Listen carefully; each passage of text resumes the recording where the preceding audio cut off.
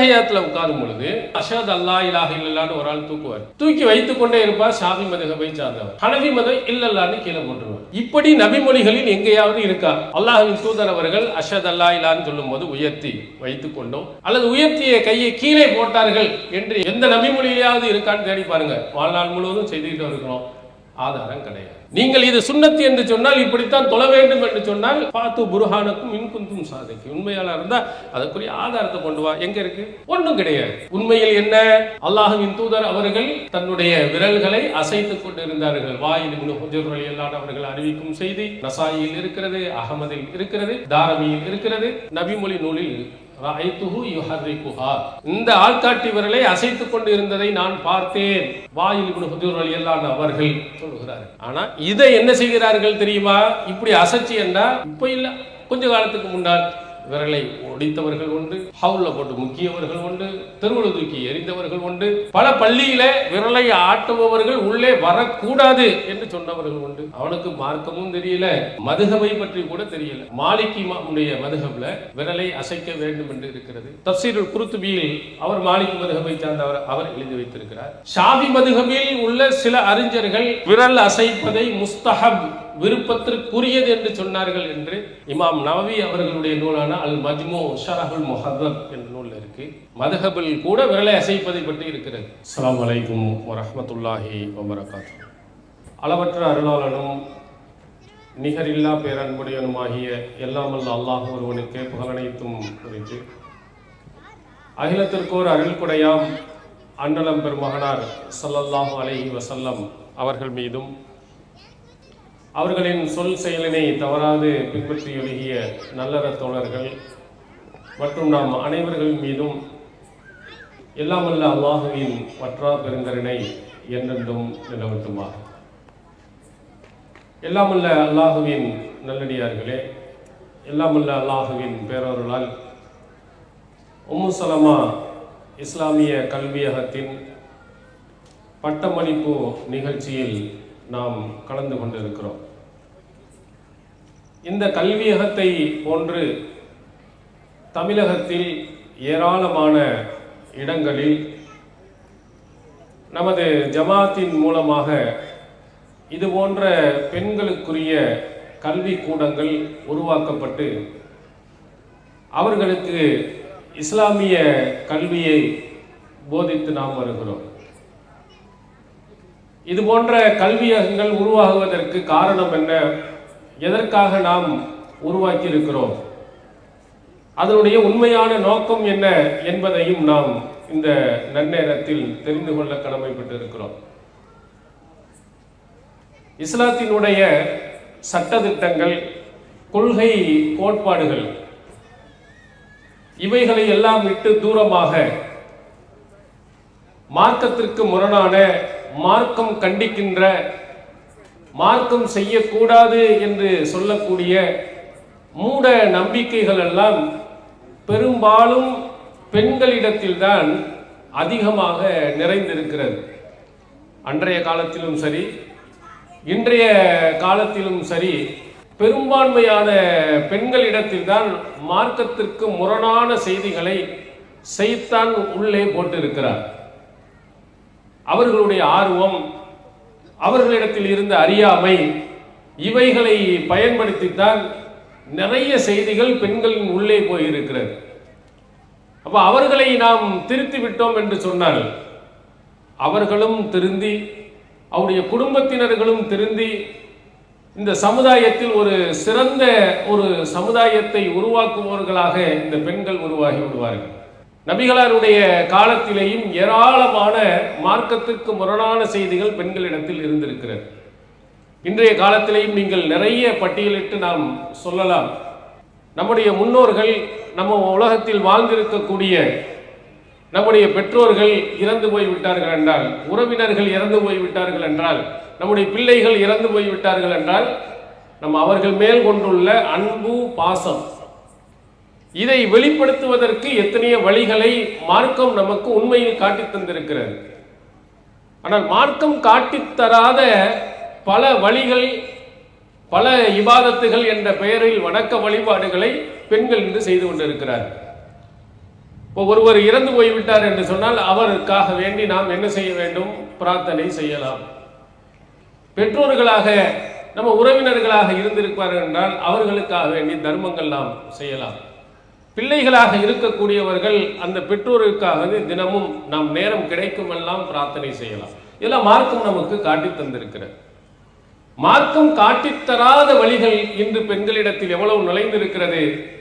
ஒருவர் இறந்து விட்டார் என்றால் 1ஆம் பாத்தியா ஓதணும், 7வது பாத்தியா ஓத வேண்டும், 40ஆம் பாத்தியா ஓத வேண்டும்.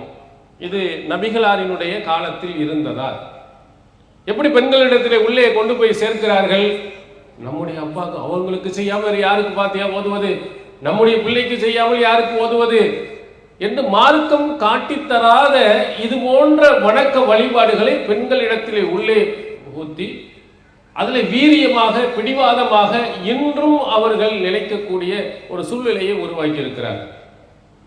அப்ப நபிகளார் அவர்கள் உண்மையில் இறந்து போனவர்களுக்கு என்ன சொன்னார்கள், எப்படி செய்ய காட்டினார்கள், இதை அவர்களுக்கு சொல்ல வேண்டிய கடமை இருக்கிறது. இந்த நல்ல நேரம் கெட்ட நேரம் என்று அன்றைய காலத்திலும் பார்த்திருந்தார்கள். நபிகளார் அவர்கள் அதை கண்டித்தார்கள். புகாரி உட்பட பல நூல்களில் நீங்கள் பார்க்கலாம். இந்த ஆதமுடைய மகன் யூதீனி இப்னு ஆதம் யசுப்பு தஹர் வ அனத் தஹர், இந்த ஆதமுடைய மகன் இருக்கிறானே அவன் என்னை நோவினை செய்கிறான், காலத்தை திட்டுகிறான். கல்லிபுல் லைல வன்னஹார், பகலையும் இரவையும் நான் தான் இயங்க செய்கிறேன். இது அல்லாஹ் சொன்னதாக நபிகளார் அவர்கள் நமக்கு சொல்லுகிறார். நல்ல நேரம் என்றும் கெட்ட நேரம் என்றும் பிரித்து நாம் சொன்னோமேயானால் அல்லாஹ்வை தொந்தரவுபடுத்துவதை போன்று, அல்லாஹ்வுக்கே நோவினை செய்வதை போன்று என்று நபிகளார் அவர்கள் அன்றைய காலத்திலேயே கண்டித்து நல்ல நேரம் கெட்ட நேரம் என்பது எதுவும் கிடையாது என்று நபி ஸல்லல்லாஹு அலைஹி வஸல்லம் அவர்கள் அங்கே சொன்னாங்க. அந்த மக்களை உருவாக்கினாங்க. ஆனால் இன்றும் நீங்கள் பாருங்கள், திருமணத்தினுடைய பத்திரிகையை உங்களுக்கு வைப்பார்கள். அந்த பத்திரிகையில பார்த்தீங்கன்னா நல்ல நேரம் 11:10 to 11 முபாரக்கான நல்வேளையில் அப்படின்னு எழுதி வச்சிருக்கிறார். அப்ப நம்ம பிள்ளைகளை ஒரு நல்ல நேரத்தில் தானே திருமணம் முடிக்கணும், ஒரு பரக்கத்து நிறைந்த நேரத்தில் தானே நாம் திருமணம் முடிக்க வேண்டும் என்று சொல்லி நம்ம பிள்ளைகள் மீது உள்ள ஒரு அக்கறையை போன்று காட்டி ஒரு பிதஅத்தை மார்க்கம் காட்டி தராததை, மார்க்கம் கண்டித்ததை உள்ள கொண்டு போய் சேர்த்திருக்கிறார். அப்ப நல்ல நேரம் கெட்ட நேரம் என்பதை நபி ஸல்லல்லாஹு அலைஹி வஸல்லம் அவர்கள் அன்றைய காலத்தில் உடைத்தெறிந்தார்கள். அன்னை ஆயிஷா சித்திகா ரலியல்லாஹு அன்ஹா அவர்களும் ஒரு பெண்மணியாக இருந்து அன்றைய காலத்தில் இருந்த அவர்கள் எடுத்த மூட நம்பிக்கைகளையும் உடைத்தெறிந்தார்கள். அன்றைய காலத்தில் எப்படி இங்கே சஃபர் மாதம் பீடை என்று சொன்னார்களோ, முஹர்ரம் மாதத்தினுடைய 10 நாட்கள், முதல் 10 நாட்கள் நல்ல காரியங்கள் செய்யக்கூடாது என்று நம்பிக்கை இப்பொழுதும் இருக்கிறதோ, அதுபோன்று ஷவ்வால் மாதத்தில் நல்லது எதையும் செய்யக்கூடாதுன்னு நினைத்துக் கொண்டிருந்தார்கள். சஹி முஸ்லிமில் பாருங்கள், அன்னை ஆயிஷா சித்திகா ரலியல்லாஹு அன்ஹா அவர்கள் அந்த மூட நம்பிக்கையை உடைக்கிறார்கள். தஸவ்வஜனி ரசூலுல்லாஹி ஸல்லல்லாஹு அலைஹி வஸல்லம் ஃபீ ஷவ்வால் வ பனா ஃபீ ஷவ்வால் ஃபஅய்யு நிசாஇ ரசூலுல்லாஹி ஸல்லல்லாஹு அலைஹி வஸல்லம் அஹ்லா இன்னஹு மின்னி. அல்லாஹ்வின் தூதர் அவர்கள் என்னை ஷவ்வால் மாதத்தில் தான் திருமணம் முடித்தார்கள், ஷவ்வால் மாதத்தில் தான் உறவு கொண்டார்கள். அல்லாஹ்வின் தூதரினுடைய மனைவிமார்களிலேயே என்னை விட நபிகளாருக்கு அன்பிற்குரியவர் யார் இருந்திருக்கிறார்? நீ மூட நம்பிக்கைங்க, நீங்க இது கெட்ட நேரம் நல்ல நேரம்னு நீங்க சொல்கிறீர்களே, இந்த ஷவ்வால் பீடை மாதம் என்று நீங்கள் நம்பிக்கொண்டு இருக்கிறீர்களே, அந்த நாளையில தான் அல்லாஹ்வின் தூதர் திருமணம் முடிச்சாங்க. உண்மையிலேயே பீடை மாதம் என்று இருக்குமானால் இதுல முடிக்க கூடாது என்று நபிகளார் தவிர்த்திருப்பாங்களா இல்லையா? நீங்க அந்த பீடை மாதத்தில் ஏதாவது செய்து விட்டால் நமக்கு ஏதோ கெட்டது வந்துவிடும் என்று நீங்கள் நினைக்கிறீர்களே, அப்படி இருந்தா எனக்கு வந்திருக்கணும்ல. நான் திருமணம் முடித்ததன் காரணத்தினால் நபிகளாரினுடைய கோபத்தை, நபிகளாரினுடைய வெறுப்பை நான் வாங்கியிருக்க வேண்டுமா இல்லையா? அல்லாஹ்வின் தூதர் அவர்கள் என் மீது தானே அளவு கடந்து அன்பு வைத்திருந்தார்கள். அவர்கள் இறக்கின்ற நேரத்திலும் கூட மற்ற மனைவிமார்களிடத்தில் அனுமதி வாங்கி என்னுடைய வீட்டில் இருக்கத்தான் நபிகளார் ஆசைப்பட்டார்கள். நபிகளார் அவர்கள் இறக்கின்ற பொழுதே நபி ஸல்லல்லாஹு அலைஹி வஸல்லம் உடைய ஆயிஷா நாயினுடைய அவர்களுடைய மடியில் இருந்த நிலையில் தானே அவர்களுடைய உயிர் பிரிந்தது. எல்லாம் உங்களுக்கு எடுத்து காட்டப்பட்டு மூட நம்பிக்கைகள் இஸ்லாத்தில் இல்லாத அனைத்தையும் உடைத்தெறிந்தார்கள். சஹி முஸ்லிமில் நீங்கள் எடுத்து பார்த்தால் அல்லாஹ்வின் தூதர் அவர்கள் ஹஜ்ஜத்துல் விதா, இறுதி பேருரை, கடைசி காலகட்டத்தில் அல்லாஹ்வின் தூதர் அவர்கள் செய்த ஒரு அற்புதமான அழகான பேருரை ஹஜ்ஜத்துல் விதாவில், கடைசி ஹஜ்ஜில் மிக முக்கியமான விஷயங்களை எல்லாம் அல்லாஹ்வின் தூதர் அவர்கள் அந்த மக்களுக்கு சொன்னாங்க. சஹீஹ் முஸ்லிமில் இடம்பெற்றிருக்கு, அலா குல்லி ஷைஇன் மின் அம்ரில் ஜாஹிலியா தஹ்த கதமைய மௌலூன். அறிந்து கொள்ளுங்கள், அறியாமை காலத்தினுடைய பழக்க வழக்கங்கள் அனைத்தையும் என்னுடைய 2 பாதங்களின் கீழ் போட்டு நான் புதைக்கிறேன். டோட்டலா இந்தமே அறியாமை காலத்தினுடைய அந்த மூட நம்பிக்கைகள் எதுவும் உங்களிடத்தில் வந்துவிடக்கூடாது, எல்லாத்தையும் நான் தூக்கி எறிகிறேன் என்று நபி ஸல்லல்லாஹு அலைஹி வஸல்லம் அவர்கள் ஹஜ்ஜத்துல் விதாவில் ஒரு முக்கியமான மிக அவசியமான ஒரு அறிவுரையில் நமக்கு சொன்னார். ஆனா ரசூலுல்லாஹ் எதை புதைச்சாங்களோ அதை தோண்டி எடுத்து நம்ம என்ன செய்து கொண்டிருக்கிறோம், இபாதத்தாக வணக்கமாக கொண்டு வந்து செயல்படுத்தி கொண்டு இருக்கிறோம். நபிகளார் செய்யக்கூடாத ஒன்று இவையெல்லாம் யார் செய்து கொண்டிருக்கிறார் என்று நீங்கள் பார்த்தீர்களே, ஆனால் மூட நம்பிக்கைகள் மற்ற அனைத்தையும் அதிகமாக பெண்களிடத்தில் தான் மூழ்கி போயிருக்கிறது. நபிகளார் அதையெல்லாம் உடைத்தறிந்து பெண்களுக்கு இடத்திலே மிகப்பெரிய விழிப்புணர்வை ஏற்படுத்தியிருந்தாங்க. நீங்கள் ஹதீஸ்களை, நபிகளாரினுடைய பொன்மொழிகளை அறிவித்தவர்கள்ல ஆயிஷா நாயி அவர்கள் 4வது இடத்தில் இருக்கிறாங்க. 2000க்கும் மேற்பட்ட நபிமொழிகளை அறிவித்தார். பெண்ணாக இருந்தும் நபிமொழிகளில் நிறைய. ஹாஃபிஸ் இப்னு ஹஜர் அஸ்கலானி அவர்கள் புகாரியினுடைய விரிவுரையில் ஒரு கருத்தை எடுத்து எழுதுகிறார்கள். இன்ன ருபுஅல் அஹ்காமி ஷர்இய்யா மன்கூலுன் அன்ஹா. மார்க்கத்தினுடைய சட்டதிட்டங்களில் 4ல் 1 பகுதி ஆயிஷா நாயகி அவர்கள் வழியாக அறிவிக்கப்பட்டுள்ளது என்று கூறப்படுகிறது. மார்க்கத்தில் மொத்த சட்டத்திலேயே 1/4 பங்கை இந்த மக்களுக்கு எடுத்து சொன்னவர் யார் என்றால் ஒரு பெண்மணி. அவ்வளவு அற்புதமான அழகான செய்திகளை எல்லாம் பெண்மணிகள் இந்த உலகத்தில் எடுத்துரைத்து மிகப்பெரிய ஒரு புரட்சியை நபிகளாருடைய காலத்தில் செய்திருக்கிறார். ஆனால் இங்கு பெண்களிடத்தில் தான் ஏராளமான மூட நம்பிக்கைகள் உள்ளே போகிறது. அவருடைய ஆர்வத்தை காட்டி, அவர்களிடத்தில் இருக்கக்கூடிய அறியாமையை பயன்படுத்தி உள்ளே நிறைய விதத்துகளை கொண்டு வந்தாங்க. அதனால்தான் நாம் இஸ்லாமிய மக்களிடத்திலே முதலில் பெண்களிடத்தில் மிகப்பெரிய ஒரு விழிப்புணர்வை ஏற்படுத்த வேண்டும் என்பதனால்தான் இது போன்ற கல்வியகங்களை நாம் உருவாக்கி தமிழகம் முழுவதிலேயும் பல பெண்களை ஆலிமாக்களாக உருவாக்கப்பட்டு வருகிறோம். அப்ப இதையெல்லாம் ஏன் இஸ்லாம் சொல்லுகிறன்னா, இந்த கல்வியகத்தின் மூலம் அந்த பெண்களிடத்தில் விழிப்புணர்வை ஏற்படுத்துவது மிக முக்கியமான ஒன்று. கல்வி உள்ளே வந்து விட்டது என்று சொன்னால் நிச்சயமாக அவர்கள் விழிப்புணர்வு அடைந்து விடுவார்கள். அல்லாஹு தஆலா அந்த கல்வியினுடைய சிறப்பை பற்றி பல இடங்களில் சொல்லி இருக்கிறார். அதுல நம்ம இருக்கிறதிலேயே ரொம்ப சிறந்தவர்களாக நாம் குர்ஆன்ல நாம் பார்த்தோம் என்றால், எந்த பாவமும் செய்யாதவர்கள் அப்படின்னா மாணவர்களை சொல்லலாம். அல்லாஹ் தஆலா என்ன, மாணவர்கள் ஆதம் அலைஹிஸ்ஸலாம் 2 பேருக்கும் ஒரு பெரிய ஒரு போட்டி. அல்ல, மாணவர்கள் சொல்லுகிறார்கள், உலகத்தில் ரத்தத்தை சிந்தக்கூடிய குழப்பத்தை உருவாக்கக்கூடிய இவங்களை எதுக்கு யா அல்லாஹ் நீ படைக்கிற? இந்த மனித சமுதாயத்தை ஏன் படைக்கிற? இவன் எல்லாம் அடிக்குவான், குத்துவான், ரத்தத்தை சிந்தவான், ஒரே ஃபசாது, ஒரே குழப்பம், இதைத்தானே செய்ய போறான். இப்படிப்பட்டவர்களை எதற்காக வேண்டி இறைவா நீ படைக்கிறார் அப்படின்னு மாணவர்கள் கேட்கிறார்.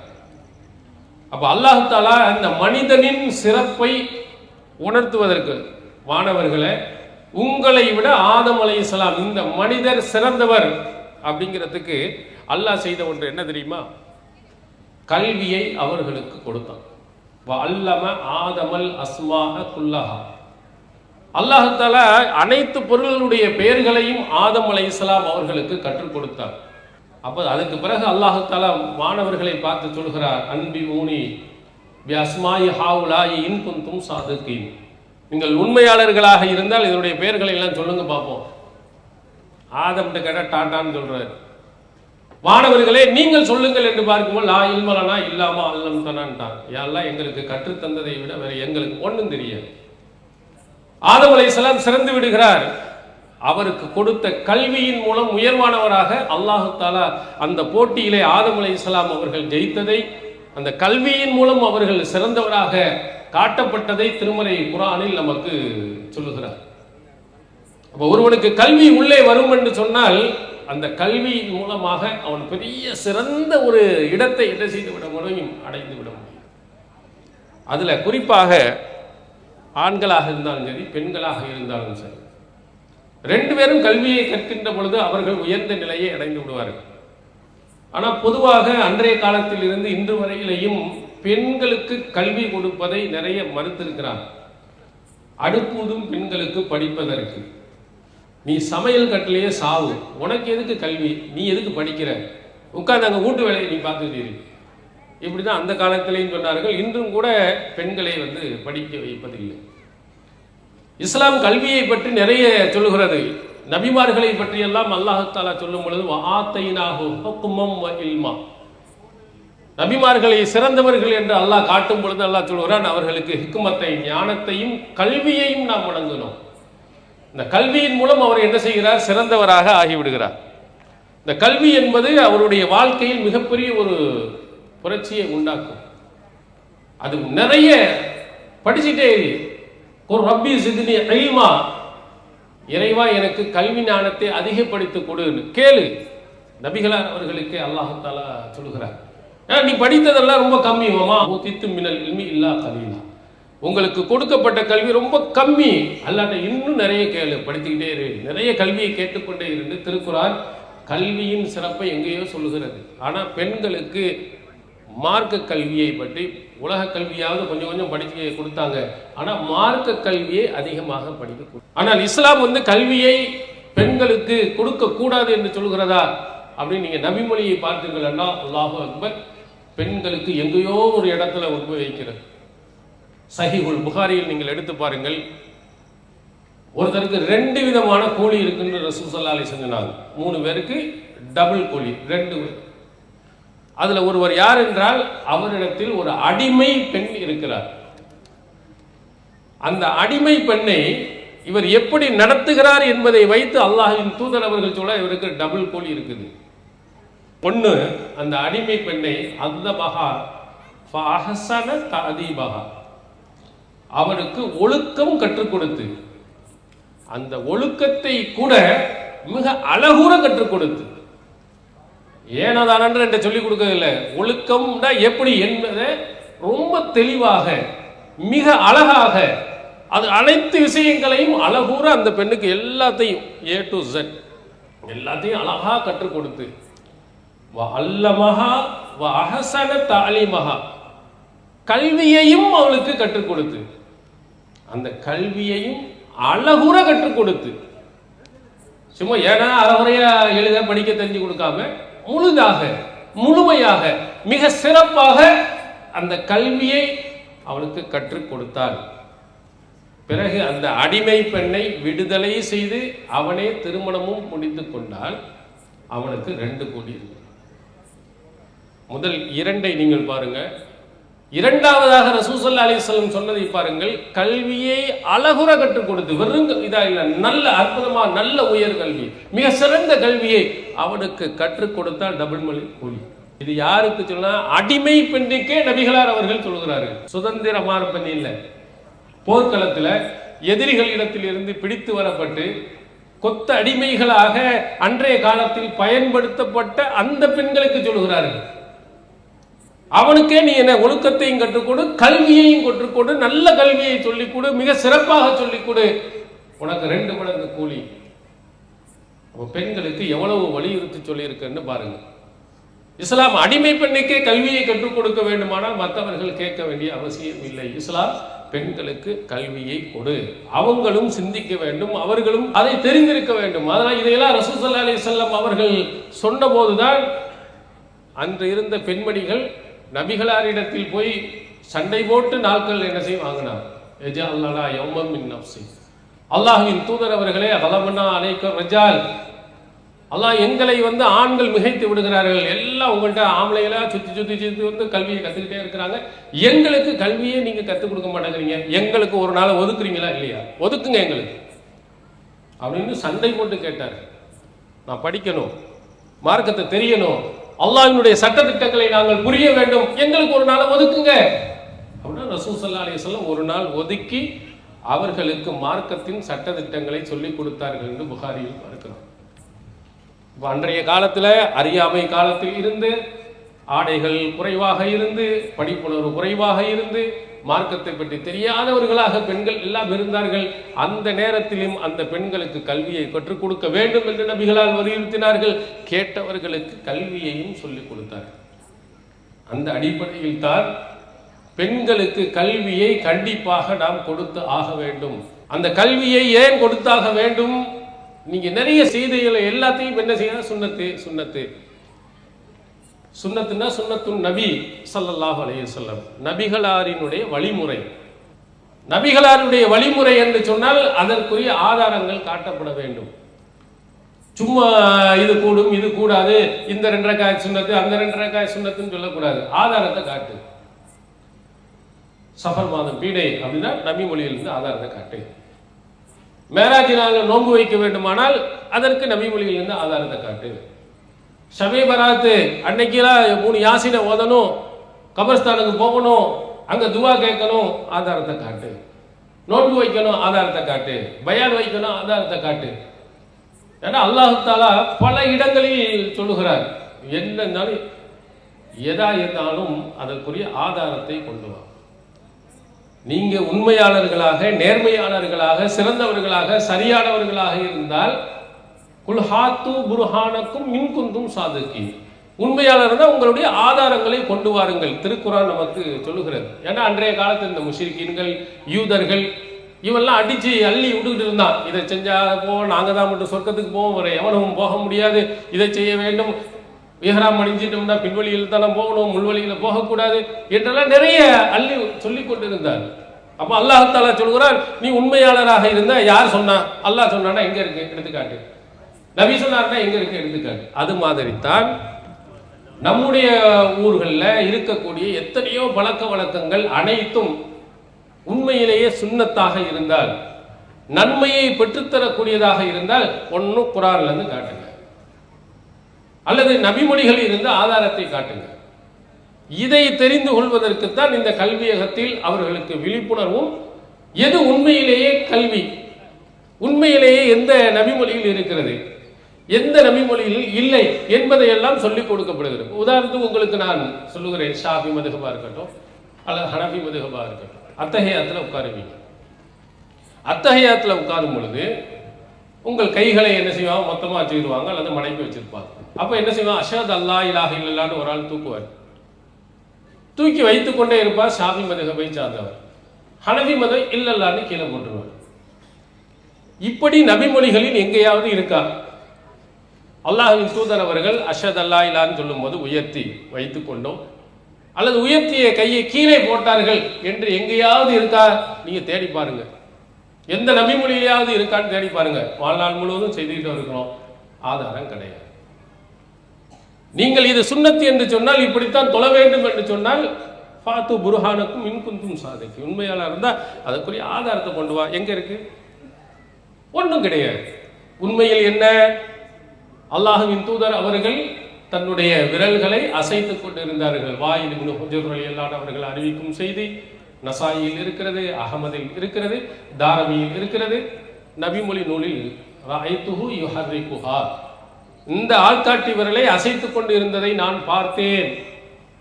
வாயில் இப்னு ஹுஜர் ரலியல்லாஹு அவர்கள் சொல்லுகிறார்கள். அந்த செய்தியை நீங்கள் படித்து பார்த்தீர்கள்னா அவ்வளவுதான் தெரியும். அவர் வந்ததே அல்லாஹ்வின் தூதர் அவருடைய தொழுகையை அறிந்து கொள்வதற்கு வர்றார். லஅல்லுரன்ன ஸலாத்த ரசூலுல்லாஹி ஸல்லல்லாஹு அலைஹி வஸல்லம், அல்லாஹ்வின் தூதர் அவருடைய தொழுகை எப்படி இருந்தது என்பதை பார்ப்பதற்குத்தானா வந்தேன். வந்து எல்லாத்தையும் நான் கவனிக்கிறேன். கவனித்ததில் தான் ரசூல் ஸல்லல்லாஹு அலைஹி வஸல்லம் அவர்கள் ஆள்காட்டியவர்களை அசைத்துக் கொண்டிருந்தாங்க தஷஹுதுல. இது ஹதீஸ்ல இருக்கு. ஆனா இதை என்ன செய்கிறார்கள் தெரியுமா? இப்படி அசைச்சி என்றா இப்போ இல்லை, கொஞ்ச காலத்துக்கு முன்னால் விரலை ஒடித்தவர்கள் உண்டு, ஹவுல்ல போட்டு முக்கியவர்கள் உண்டு, தெருவில் தூக்கி எறிந்தவர்கள் உண்டு, பல பள்ளியில விரலை ஆட்டுபவர்கள் உள்ளே வரக்கூடாது என்று சொன்னவர்கள் உண்டு. அவனுக்கு மார்க்கமும் தெரியல, மதுஹபை பற்றி கூட தெரியல. மாலிகி இமாமுடைய மதுஹப்ல விரலை அசைக்க வேண்டும் என்று இருக்கிறது. தஃப்சீருல் குர்துபியில் அவர் மாலிகி மதுஹபை சார்ந்தவர், அவர் எழுதி வைத்திருக்கிறார். ஷாஃபி மதுஹபில் உள்ள சில அறிஞர்கள் விரல் அசைப்பதை முஸ்தஹப், விருப்பத்திற்குரியது என்று சொன்னார்கள் என்று இமாம் நவவி அவர்களுடைய நூலான அல் மஜ்மு ஷரஹுல் முஹத்தப் என்ற நூல் இருக்கு. மதுஹபில் கூட விரலை அசைப்பதை பற்றி இருக்கிறது. ஷாஃபி மதுஹபில் சில அறிஞர்கள் சொல்றாங்க, மாலிக் மதுஹபில் விரலை அசைத்து இருக்கிறார்கள், அசைக்க வேண்டும் என்று சொல்லி இருக்கிறார்கள். நபி மொழியிலும் இருக்கிறது. இப்ப இந்த உணர்வை எல்லாம் சொன்னா ஏன் நம்ம இதையெல்லாம் சொல்லிக் கொடுக்கிறோம் என்றால், நீங்கள் மறுமை நாளையில் முதல் கேள்வி கேட்கப்படுகின்ற பொழுதே நீங்க வெற்றி அடைய வேண்டும் என்றால் அல்லாஹ்வின் தூதர் அவர்கள் சொன்ன மாதிரி நீங்கள் தொழுதிருக்க வேண்டும். ஆனா உங்களுக்கு என்ன சொல்லி கொடுத்தாங்க? தொழுகை ஷாஃபின்னு ஒரு புக்கை வாங்கி கொடுத்தாங்க, தொழுகை அனஃபின்னு வாங்கி கொடுத்தாங்க, சிந்து சுபியான் ஒரு புக்கை கொடுத்தாங்க. இதெல்லாம் எந்த நபிமொழியும் எதுவுமே கிடையாது. முன்னோர்கள் மூதாதையர்கள் சொன்ன செய்திகள் மட்டும்தான் அதிலே இருந்தது. அதை பார்த்து பார்த்து அல்லாஹ்வின் தூதருடைய வழிகாட்டுதலை எல்லாம் புறக்கணித்துட்டு போனாங்க. அதை உடைத்தெறிவதற்காகத்தான் நம்ம இந்த கல்வியகத்தில் அவர்களுக்கு அழைத்து வந்து அனைத்தையும் ஆதாரத்துடன், நீங்க நாம் செய்யக்கூடிய எந்த செயல்களையும் நீங்கள் கேட்டு பாருங்க படித்த பிள்ளைங்கள்ட்ட. இப்ப நெஞ்சில கையை கட்டணும், ஏன் கட்டுற? எந்த நூலில் இருக்கு? இதை அறிவித்தது யார்? அந்த ஹதீஸின் நம்பர் என்ன அப்படின்னா அந்த புத்தகத்திலிருந்து எடுத்தாலா காட்டிடும். அப்போ உண்மையிலேயே ஒவ்வொருவனும் மார்க்கத்தின் அடிப்படையில் சரியா நடக்கணும், அதுல குறிப்பாக பெண்கள் சரியாக நடக்க வேண்டும் என்பதற்குத்தான் இந்த கல்வி கூடங்கள் உருவாக்கப்பட்டிருக்கிறது என்பதை பெற்றோர்கள் முதலில் தெரிந்து கொள்ளும். அதற்கு அடுத்ததாக இந்த கல்வி கூடங்களில் வந்து படிப்பவர்கள், அந்த படிக்கக்கூடியவர்கள் முதலில் நாம் எதற்காக வேண்டி இங்கே படிக்க வந்தோம் என்ற எண்ணத்தை முதலில் தெளிவுபடுத்தியிருக்கணும். இங்கே வந்த உடனே ஒரு வருஷம் படிச்சிட்டோம்னா அழகா மாஷா அல்லான்னு ஒரு சர்டிபிகேட் கொடுத்துருவாங்க, ஆலிமா அப்படிங்கிற ஆலிமா என்ற பட்டத்திற்காக அதை பெருமையாக மற்றவர்களிடத்தில் பேச வேண்டும் என்பதற்காக படித்தார்கள் என்றால் கண்டிப்பாக ஒரு பைசாவுக்கு கூட மறுமையில் நன்மை கிடைக்காது. நீங்க படிக்க வந்ததினுடைய உண்மையான நோக்கம் இதை படித்து சத்தியத்தை தெரிந்து நானும் அதை நடைமுறைப்படுத்தி அடுத்தவர்களுக்கும் சொல்ல வேண்டும் என்ற எண்ணம் இருந்தால் கிடைக்கும், இல்லைன்னா கிடைக்காது. ரசூலுல்லாஹி ஸல்லல்லாஹு அலைஹி வஸல்லம் அழகான ஒரு செய்தியை சொல்லியிருக்காங்க. புகாரியினுடைய முதலாவது செய்தி, பல ஹதீஸ் நூல்கள்ல இது இடம்பெற்றிருக்கு. இன்னமல் அமாலு பின்னியாத் இன்னமா லிகுல்லி இம்ரியும் மானவா. செயல்கள் அனைத்தும் எண்ணங்களை பொறுத்தே அமைகிறது. ஒருவர் எதை எண்ணுகிறாரோ அதுதான் அவருக்கு கிடைக்கும். அதுக்கு அழகா சொல்லுகிறார்கள், ஹமன் காலத்து ஹிஜ்ரத்துஹு இலா துன்யா யுஸீபுஹா அவ் இம்ரஅத்துன் யன்கிஹுஹா ஃபஹிஜ்ரத்துஹு இலா மா ஹாதர இலை. ஒரு மனிதன் ஹிஜ்ரத் செய்கிறார், அவனுடைய எண்ணம் உலகத்தின் நோக்கமாக இருந்தால் அதை அடைந்து கொள்வார். ஒரு பெண்ணை திருமணம் முடிக்க வேண்டும் என்று இருக்குமானால் அதைத்தான் அவன் அடைந்து கொள்வான். மறுமையில் ஒன்றும் கிடையாது. ஹிஜ்ரத்தை பற்றி நபிமொழிகளை நீங்கள் பாருங்கள். மக்காவில் இருந்து மதினாவுக்கு மார்க்கத்திற்காக கொள்கைக்காக புறப்பட்டு போனவர்கள், அவங்களுக்கு நிறைய நன்மைகள் உண்டு. புறப்பட்டு போனால் எல்லாருக்கும் நன்மை கிடையாது. நிறைய பேர்கள் மக்காவிலிருந்து மதினாவுக்கு போனாங்க. அப்போ ரசூல் ஸல்லல்லாஹு அலைஹி வஸல்லம் மதினாவில் நல்ல வளங்கள் இருக்கு, நிறைய பேரித்தம்பழங்கள் இருக்கு, தரமான பேரித்தம்பழங்கள் இருக்கு, அஜ்வா இருக்கு, அதையெல்லாம் நிறைய வியாபாரம் செஞ்சு நிறைய பணக்காரர்கள் ஆகலாம். மக்காவில் பெருசா ஒன்றும் கிடைக்கல, அங்க போனோம்னா வியாபாரத்துல கொடிகட்டு பறக்கலாம் அப்படின்னு சொல்லி கொண்டு நீ ஹிஜ்ரத் செய்து வந்தால் உனக்கு உலகத்தில் உள்ள அதுதான் கிடைக்கும். அல்லது மக்காவை விட மதீனாவில் இருக்கக்கூடிய பெண்கள் நல்லா இருக்கிறாங்க, அழகா இருக்கிறாங்க, ஓ அவங்கள ஒரு பெண்ணை நம்ம கல்யாணம் முடிச்சுக்கலாம் அப்படி திருமணத்துக்காக வேண்டி நீ போனாலும் உனக்கும் கிடைக்காது. ஆனால் ஹிஜ்ரத் என்பது ஒரு சாதாரண ஒன்று அல்ல. ஒரு ஹிஜ்ரத் செய்து விட்டார் என்றால், ஒரு நாட்டை அல்லாஹ்வுக்காக வெறுத்து வந்து விட்டார் என்றால் அந்த ஊர்ல போய் திரும்ப குடியேறக்கூடாது. எவ்வளவு பெரிய ஊர் மக்கா! காபத்துல்லாவை தொழுதால் 1,00,000 நன்மைகள் அதிகம். அப்படி இருந்தாலும் கூட நான் ஹிஜ்ரத் செய்து வந்து விட்டேன், அல்லாஹ்வுக்காக நீ வந்து விட்டாய் என்றால் திரும்பவும் அங்கே போய் குடியேறுவது தடை. சிலர் ஹஜ்ஜிக்கு போனாங்க, மதீனாவிலிருந்து ஹஜ்ஜிக்கு போனவர்கள், அவங்களுக்கு ரசூலுல்லாஹ் சொன்னது என்னமா, இகாமத்து ஸலாசத்தின் பாதல் சதர், ஹஜ்ஜி முடிந்ததற்கு பிறகு 3 நாட்கள் அவர் தங்கிக் கொள்ளலாம். அதுக்கு பிறகு பெட்டி கட்டிட்டு ஊருக்கு மதீனாவுக்கோ அல்லது வேற எந்த ஊர்ல இருந்தோ அங்கே போயிடும். ஹஜ்ஜு செஞ்சுட்டு சொந்த பந்தம் மக்காவை தான் அவங்க சொந்த ஊர், எவ்வளவு நெருங்கிய உறவினர்கள்லாம் இருக்கிறாங்க. இருந்தாலும் 3 நாள் உனக்கு அனுமதி, அதுக்கு மேல் நீ அங்கே இருக்கக்கூடாது. நபிகளாரினுடைய கட்டளை. ஹிஜ்ரத் அல்லாவுக்காக வெறுத்துட்டீன்னா அங்கே போவாத, திரும்பி போயிடும். உனக்கு கிடைக்கும் நன்மை எவ்வளவு பெருசு. அந்த நன்மை யாருக்கு கிடைக்கும் சொன்னால் உண்மையிலேயே அல்லாவுக்கும் அவன் தூதருக்காக வேண்டியும் புறப்பட்டு வந்தவர்களுக்கு மட்டும்தான் கிடைக்கும். இல்லை என்று சொன்னால் ஹிஜ்ரத்தே நீ செய்திருந்தாலும் உன்னுடைய எண்ணம் சரியில்லை என்றால் ஒன்றும் கிடைக்கும். எவ்வளவு ரூபாய் நீ செலவழித்திருந்தாலும் சரி, எவ்வளவு நேரத்தை செலவழித்திருந்தாலும் சரி, எண்ணம் சரியில்லை என்றால் கண்டிப்பாக கிடைக்காது. இதை படித்தவர்கள், பெற்றோர்கள் நம்ம பிள்ளைகளை எதுக்கு படிக்க வைக்கிறோம் என்று சொன்னால் பட்டத்திற்கு அல்ல, மார்க்கத்தை படித்து செயல்படுத்துவதற்கு தான். நிறைய பேர்கள் என்ன செய்கிறார்கள், படிக்கிறாங்க, பட்டத்தை வாங்குகிறார்கள். ஆனால் அவங்களுடைய பிந்திய வாழ்க்கை எப்படி இருக்கிறது, படித்தபடிதான் இருக்கிறதா அல்லது வேறு மாதிரி இருக்கிறதா? நிறைய பிள்ளைகள் படிக்கிறார்கள், தெரிந்து கொள்கிறார்கள், ஆனால் அதன்படி செயல்படுறது இல்லை. நபிகளாரினுடைய ரொம்ப நுணுக்கமான ஒரு வாசகம் நமக்கு தெளிவுபடுத்துகிறது. நிறைய பயான்களை கேட்டிருக்கிறோம். சஹி முஸ்லிமில் இடம்பெறுகிறது, மன் சலக்க தரீகன் யல்தமிசு ஃபீஹி இல்மன் ஸஹலல்லாஹு லஹு தரீகம் இலல் ஜன்னah. ஒருவன் கல்வியை தேடி சென்றான் என்று சொன்னால் அல்லாஹ் சொர்க்கத்தின் வழியை இலகுவாக்குவான். ரசூலுல்லாஹ் சொன்ன வாசகத்தை பாருங்க, ஸஹலல்லாஹு லஹு தரீகன் இலல் ஜன்னah, சொர்க்கத்தின் வழியை இலகுவாக்குவான், சொர்க்கத்தில் கொண்டு போய் சேர்த்துருவான்னு சொல்லணும். கல்வியை நீங்கள் படிக்க போனீங்கன்னா சொர்க்கத்தின் வழி உங்களுக்கு காட்டும். இந்த இதன்படி நம்ம நடந்தால் சொர்க்கத்துக்கு போகலாம், இந்த அடிப்படையில் நடந்தால் நம்முடைய இபாதத்துகளை அல்லாஹ் ஏற்றுக்கொள்வான், இந்த அமல்களை செய்தால் பன்மடங்கு நன்மையை பெறலாம். இதுதான் சொல்லும். அது நீங்க செய்யணும். அதை சொர்க்கத்துக்கு போகும் வழியை மட்டும்தான் காட்டு, நீங்க நடந்து போகணும். இந்த வழியா தான் போகணும். பஸ் ஸ்டாண்டுக்குண்டா அப்படி ஒரு வழிகாட்டுதலை உங்க வரைபடத்தை கல்வி சொல்லும்.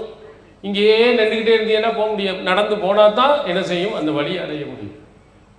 நீங்க கல்வியை படிக்கின்ற பொழுது உண்மையிலேயே சொர்க்கத்தை நமக்கு காட்டும் வழி என்ன என்பதை ரொம்ப அழகுற அந்த கல்வி உங்களுக்கு சொல்லிடும். எந்த வழியில் போனா நீ போய் அடைய முடியாது சொல்லிடும். ஷிர்க் வைத்திருந்தால், குஃப்ரியத்துக்கு போனா சொர்க்கத்துக்கு போக முடியாது, எதுவும் அந்த பக்கம் தலை வச்சு படுக்காத. ஏகத்துவ கொள்கை, தௌஹீத் கொள்கையின்படி இருந்தால் நீ சொர்க்கத்துக்கு போயிடலாம். நீ நடக்கணும்.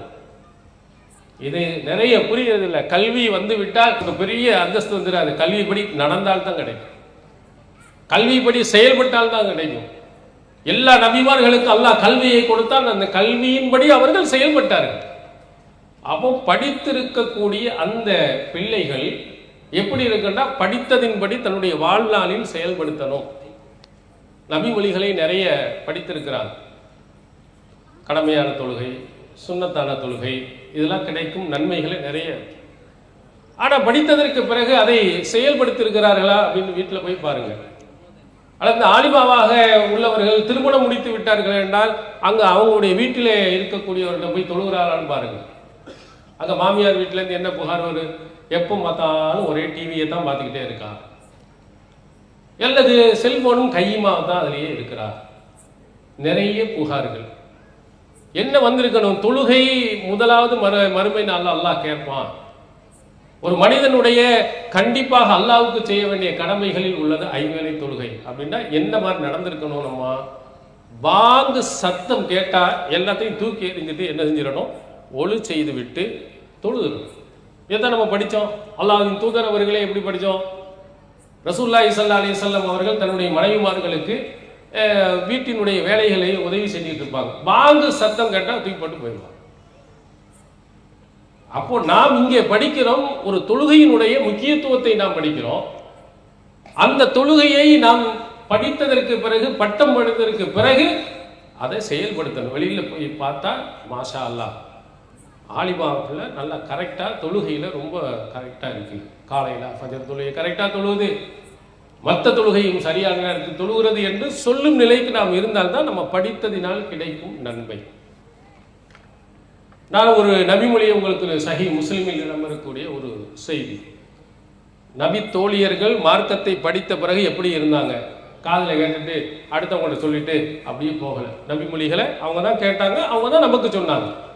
இப்படி ஹதீஸ்ல இருக்கு, இப்படி ஹதீஸ்ல இருக்கு, இப்படி இருக்குன்னு எல்லாருக்கும் சொல்லிட்டு அவங்க தன்னையே மறந்து அல்லாஹ் சொல்லுவா தாமுருன் அன்னாஸ பில் பிர்ரி வ தன்சௌன அன்ஃபுஸக்கும் வ அன்தும் தத்லூனல் கிதாப். வேதம் கொடுக்கப்பட்டவர்கள் அல்லாஹ் கேட்கிறானே, வேதத்தையே நீ படிச்சுக்கிட்டு அடுத்தவங்களுக்கெல்லாம் நன்மையை ஏவிக்கிட்டு உன்னை நீ மறந்து விடுகிறாயா? பயாண்டா மாஷா அல்லாஹ் அப்படி வெட்டி சத்தத்தை போன்று மடை திறந்த வெள்ளத்தை போன்று அற்புதமான அழகான வார்த்தைகளில் அந்த பெண்மணி பேசுகிறார். எல்லா மக்களுக்கும் நீ அறிவுரை சொல்லிட்டு நீ செய்யவில்லை என்றால் இது யூதர்களை பற்றி, வேதம் கொடுக்கப்பட்டவர்களை பற்றி அல்லாஹ் தஆலா கண்டிக்கும் வசனங்கள். அப்படி நபித்தோழியர்கள் இருந்தார்கள். அல்லாஹ்வின் தூதர் இடத்தில் படித்தவர்கள், கல்வியை கற்றவர்கள் எப்படி இருந்தாங்க? உம்மு ஹபீபா ரலியல்லாஹு அன்ஹா அவர்களை பற்றி சஹீஹ் முஸ்லிமில் இடம்பெற்றிருக்கு. அவங்க ஒரு வார்த்தையை சொல்றாங்க, ஒரு நாளைக்கு 12 ரக்காயத்துகள் நீங்கள் உபரியாக தொழுதீர்களே ஆனால் புனிய லஹு பிஹின்ன பைத்துன் ஃபில் ஜன்னா, சொர்க்கத்தில் உங்களுக்கு ஒரு வீடு கட்டப்படும். கண்டிப்பா சொர்க்கத்தில் நீங்க வீடு கட்டுக்கலாம். உபரியாக முன் சுன்னத்து பின் சுன்னத்தா இருக்கு இல்லையா? ஒரு நாளைக்கு 12 ரக்காயத்துக்கு நீங்கள் தொழுதுட்டீங்கன்னா உங்களுக்கு கிடைக்கும் மிகப்பெரிய நன்மை என்னன்னா, சொர்க்கத்தில் அல்லாஹ் ஒரு வீட்டை கட்டுவான். எத்தனை கோடி ரூபாய் கொடுத்தாலும் சொர்க்கத்தில் இடம் வாங்கிட முடியாது. அந்த மறுமையில் இருக்கக்கூடிய சொர்க்கத்தினுடைய இடத்திற்குடைய பணத்தை பெற்றவன் இந்த உலகத்தில் எவனும் கிடையாது. எவ்வளவு பெரிய புருணை மன்னனாக இருந்தாலும் சரி, பெரிய தங்க கட்டிகளையே நிறைத்து வச்சிருந்தாலும் சரி, சுவிஸ் பேங்க் டோட்டலாக வச்சிருந்தவனாலும் சரி, சொர்க்கத்தில் சின்ன இடத்தை கூட வாங்க முடியாது. சஹீஹ் புகாரியில் நீங்கள் படித்திருப்பீர்கள், அல்லாஹ்வின் தூதர் அவர்கள் சொன்னார்கள், மௌலியு சௌத்துன் ஃபில் ஜன்னா ஹைரும் மினத் துன்யா வ மா ஃபீஹா. சொர்க்கத்தில் ஒரு சாட்டை இடம் கிடைப்பது இந்த உலகம், இந்த உலகத்தில் இருப்பதை விட சிறந்தது. ஒரு சாட்டை இடம் வாங்குறது, அதுக்கே உலகத்தையும் உலகத்தினுடைய பொருள்களையும் கொடுத்தாலும் அதுதான் சிறந்தது, அதுதான் விலை கூடவா இருக்கு. அப்போ சொர்க்கத்தில் ஒரு வீடு நமக்கு கிடைக்குதுன்னா எவ்வளவு பெரிய ஆர்வம். இதை கேட்ட உடனே அல்லாஹ் அக்பர், நம்ம இவ்வளவு அமல்கள் அது இதெல்லாம் நம்ம செய்யறவன், நமக்கு இலகுவாக ஒரு வழி கிடைக்கிற. தினமும் ஒரு 12 ரக்காயத்தானே. உம்மு ஹபீபா இதை சொல்லிவிட்டு சொல்கிறார்கள், மா தரக்துஹுன்ன முந்து சமீத்துஹுன்ன மின் ரசூலில்லாஹி ஸல்லல்லாஹு அலைஹி வஸல்லம். அல்லாஹ்வின் தூதர் அவரிடத்தில் இந்த செய்தியை கேட்டதில் இருந்து நான் இந்த ரக்காயத்துகளை விட்டதே இல்லை. கரெக்டா நான் தொழுதுகிட்டே இருக்கேன். அல்லாஹ்வின் தூதர் இவ்வளவு சொல்லிட்டாங்க, சொர்க்கத்தில் ஒரு வீடு கிடைக்கும் என்று சொல்லிட்டாங்க, தன்னுடைய வாழ்நாளில் தொடர்ந்து செயல்பட்டாங்க. இதுதான் நம்ம படிப்பகுரு உள்ளது. நம்ம படிக்கக்கூடிய எத்தனை செய்திகளை படிக்கிறோமோ அதை ஒவ்வொன்றையும் நம்முடைய வாழ்நாளில் நடைமுறை படித்துக் கொண்டே இருக்கணும். உம்மு ஹபீபா அல்லாஹ்வின் தூதர்கிட்ட கேட்டுட்டு நம்மள்ட்ட வந்தா சொல்லிட்டு அவங்க பாட்டு போய் படுத்து தூங்கல, அதை நடைமுறைப்படுத்தினாங்க. அந்த செய்தியில் நீங்கள் பின்னாடியில் பார்த்தீர்களே, ஆனால் அன்பசாங்கிறாரு, அம்ருங்கிறவர், சாலிம், நிறைய பேர் பின்னாடி வர்றாங்க. எல்லாரும் சொல்லுகிறார்கள், அவர் அடுத்தவர்கிட்ட செய்தியை கேட்டவுடன் நாங்கள் ஒருபோதும் விட்டதே இல்லை, இது நாங்களும் பின்பற்றிக்கிட்டே வர்றோம். அப்போ கல்லூரியில் வந்து நாம் படிக்கிறோம் என்று சொன்னால் இங்கே படிக்கக்கூடிய மார்க்கத்தின் சட்ட திட்டங்களை நாம் அப்படியே நடைமுறைப்படுத்தணும். இதே உம்மு ஹபீபா ரலியல்லாஹு அன்ஹா அவர்களுடைய இன்னொரு செய்தி புகாரியில் பதிவு செய்யப்பட்டிருக்கிறது. அவருடைய தந்தை அபு சுஃபியான்.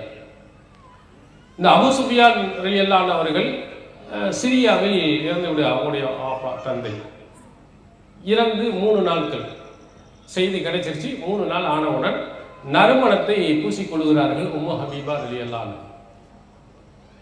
அவர்கள் நறுமணத்தை பூசியதற்கு பிறகு சொல்லுகிறார்கள், இன்னி குந்து அன்ஹாதா லகனியா, இந்த நறுமணம் பூச வேண்டும் என்பது எனக்கு தேவையில்லை. இப்போது இப்போ நறுமணம் பூசணும்னா அவசியம் கிடையாது, இருந்தாலும் உங்கள்கிட்ட ஏன் நான் பூசுறேன்டா, அல்லாஹ்வின் தூதர் அவர்கள் சொன்ன ஒரு செய்தி எனக்கு நினைவில் இருக்கிறது.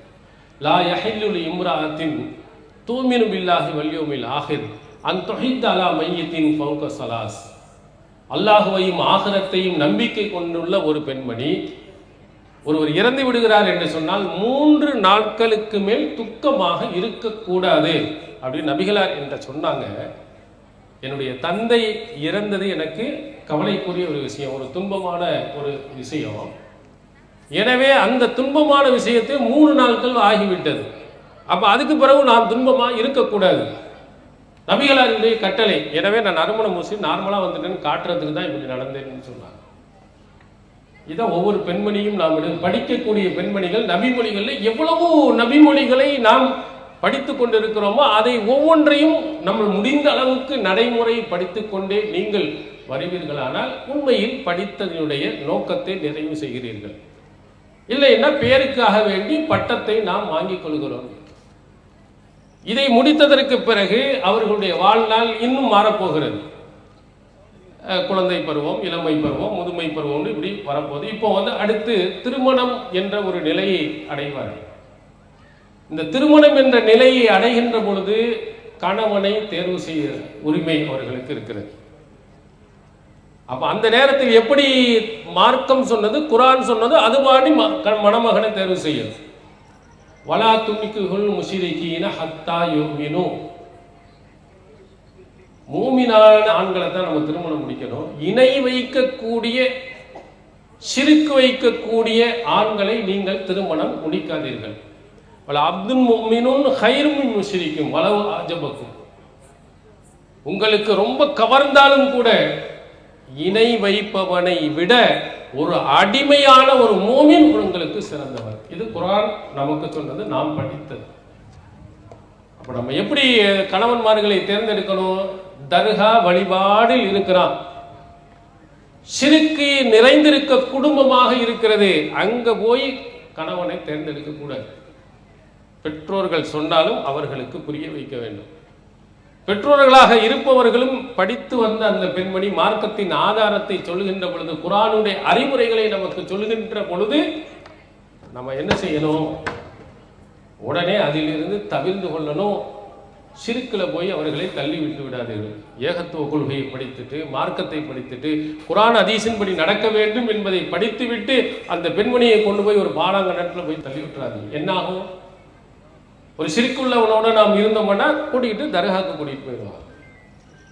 மார்க்கத்துக்கு முரணான ஃபாத்தியாக்கள், மௌலுதுகள் எல்லாத்தையும் செய்ய வைத்து விடுவார்கள். படித்த அனைத்து நன்மைகளும் நாசமாக. அதான் படித்திருக்கக்கூடிய நீங்கள் உங்களை கணவனை தேர்வு செய்கின்ற பொழுது ஷிர்க்கு உள்ளவர்களாக கண்டிப்பாக தேர்ந்தெடுக்காது. அது பயங்கரமான ஒன்று. இது அல்லாஹ் நமக்கு சொல்லக்கூடிய ஒன்று. ரொம்ப அழகா இருக்கிறான், பணமா இருக்கா, இருந்தாலும் வேண்டாம். இதுதான் குர்ஆன் நமக்கு சொல்லக்கூடிய அறிவுரை. இது மாதிரி நிறைய அறிவுரைகளை நீங்கள் படித்திருக்கிறீங்க, ஒழுக்கங்களை படித்திருக்கிறீங்க, சட்டதிட்டங்களை படித்திருக்கிறீர்கள். அனைத்தையும் நம்முடைய வாழ்நாளில் இருக்கின்ற வரையிலையும் அல்லாஹ்வின் தூதர் சொன்ன அந்த வழிமுறையை நம்ம பின்பற்றோம். அது அல்லாஹ் தஆலா சொல்லும் போது, ஒருத்தன் மார்க்கத்தின் சட்டங்களை எல்லாம் தெரிந்து செய்யவில்லையானால் அவன் கழுதைக்கு சமம் என்று ரொம்ப மோசமான ஒரு உதாரணத்தை சொல்கிறார். இந்த யூதர்கள் இருக்கிறாங்க, அவங்களுக்கு தௌராத் கொடுக்கப்பட்டது. தௌராத் கொடுக்கப்பட்டும் லம் யஹ்மிலூஹா, அதன்படி அவர்கள் செய்யவில்லையானால் கமசலி ஹிமாரி யஹ்மிலு அஸ்ஃபார், பொதிகளை சுமக்கும் கழுதைகளை போன்றவர் என்று அல்லாஹ் தஆலா கண்டிக்கலாம். அப்ப நாமும் அப்படித்தான். மார்க்க சட்டங்களை எல்லாம் படித்து விட்டு அதன்படி செயல்படவில்லையானால் பொதிகளை சுமக்கும் கழுதைகளுக்கு நம்ம சமம். அதை மனசுல அப்படியே வச்சுக்கிறோங்க. அல்லாஹ்வின் தூதர் சொன்ன, குர்ஆன் சொன்ன எல்லாத்தையும் நான் படித்திருக்கிறேன், தெரிந்திருக்கிறேன். எதை நான் செய்யலைன்னா நான் கழுதைக்கு சமம். கழுதைக்கு தெரியுமா? நீங்க தலையில உள்ளதுக்கு வச்சீங்கன்னா அதுல சாதாரண பஞ்சா இருந்தாலும் சரி, தங்கமா இருந்தாலும் சரி, வைடூரியமா இருந்தாலும் சரி, குர்ஆனா இருந்தாலும் சரி, ஹதீஸா இருந்தாலும் மேலே வச்சா அதுக்கு வெறும் பொதி தான், வெயிட்னு தான் தெரியும். இது அல்லாஹ்வின் தூதர் சொன்ன வசனங்கள் இருக்கு, தங்க கட்டி இருக்கு, அதனால அதுக்கு ஒன்றும் தெரியாது. அது மாதிரி நீங்க ஆயிடாது. அவ்வளவு படித்தும் அழிந்தும் எதை நான் செய்யலைன்னு சொன்னால் பொதி சுமக்கும் கழுதைகளை போன்று, அதனுடைய மரியாதையை, அதற்கு இருக்கக்கூடிய மதிப்பை தெரியாதவர்களை போன்று என்று அல்லாஹ் தஆலா கண்டிக்கிறார். அது போன்று இல்லாமல் நாம் மார்க்கத்தில் அல்லாஹ் தஆலா நமக்கு சொன்ன, அல்லாஹ் தஆலா நமக்கு வழிகாட்டிய அந்த திருக்குர்ஆனுடைய அறிவுரையின்படியும் நபிமொழியின் அடிப்படையும் நடக்க அல்லாஹ் தஆலா நாம் அனைவர்களுக்கு அருள் செய்வானாக. வாஹிர் தஅவானா அல்ஹம்துலில்லாஹி ரப்பில் ஆலமீன். அஸ்ஸலாமு அலைக்கும். அல்லாஹு அக்பர், அல்லாஹு அக்பர்.